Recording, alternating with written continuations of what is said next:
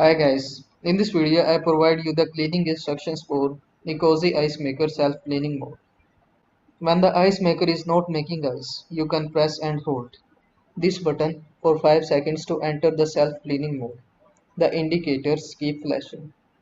This process takes about 20 minutes, as you can see on the screen. 20-minute countdown will be started and end. Tip: this mode can be manually terminated by pressing this button, the power button at any time. Water drain. After the ice maker finish the ice making, you can take out the cap on the water drain plug to drain the water in the tank. Please make sure the ice maker is powered on, otherwise the water on the tank cannot be drained completely.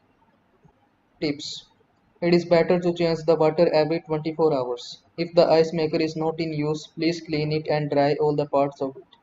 Please use clean drinking water. Please do not use beverages including sparkling water and coke, which may cause the pipes to be closed. So I hope this video was helpful to you.